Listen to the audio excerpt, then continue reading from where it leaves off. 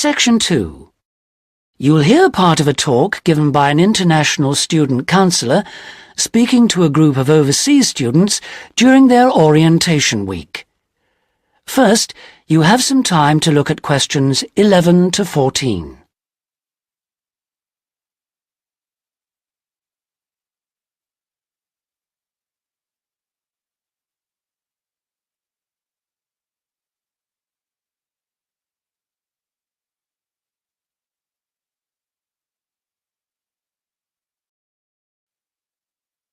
Now listen carefully and answer questions 11 to 14. So the counseling services we offer deal with any problems arising from your studies or in your life outside the university. Let's take academic counseling. If you're confused about subjects or how to combine them in your degree, then we can advise you and discuss the career you are aiming for so that you can see it all in context. We can also chase up your tutor if you're not getting proper feedback on how you are getting on in your subject. Besides help with academic problems, you may also need personal counseling. If you think you're already under stress, well, just wait till classes begin next week.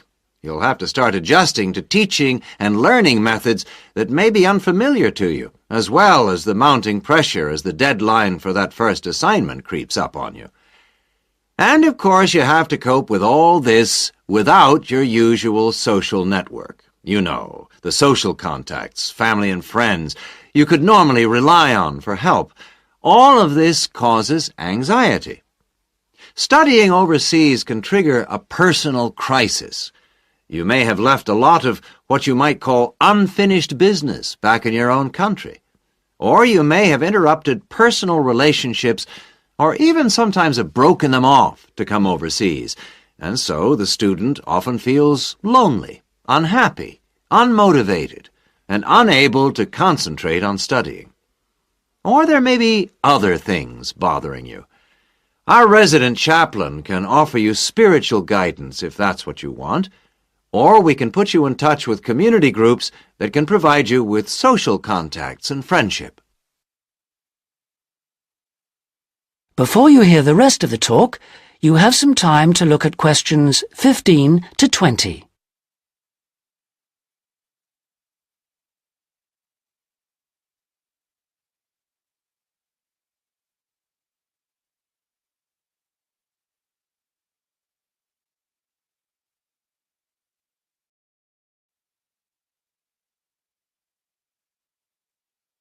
Now listen and answer questions 15 to 20. What about exam stress? It affects nearly everyone to some extent, but especially overseas students like yourselves. There may be a huge amount of family pressure on you to succeed.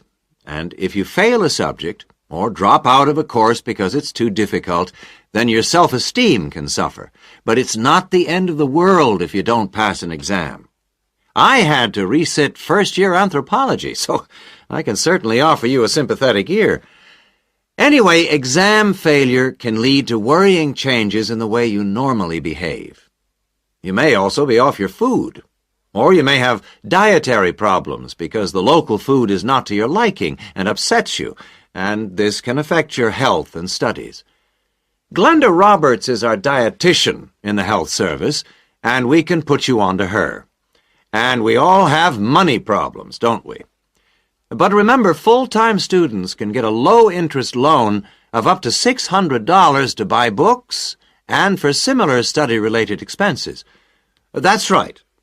And you can get double that amount if you can't afford an item of equipment you need for your course, a musical instrument, for example. And it doesn't stop there. When you move into a flat, starting up expenses, including furniture for it, can be covered by a loan through the welfare service. See Jill Freeman for details. Can we help you? Well, last academic year, in spite of staff cuts, we counseled 240 international students for a total of 2,600 hours counseling. And finally, we won all but just one of the 12 appeals that we launched on behalf of students. Not too bad for an understaffed service, don't you think? That's all from me. Thank you. That is the end of Section 2. You now have half a minute to check your answers.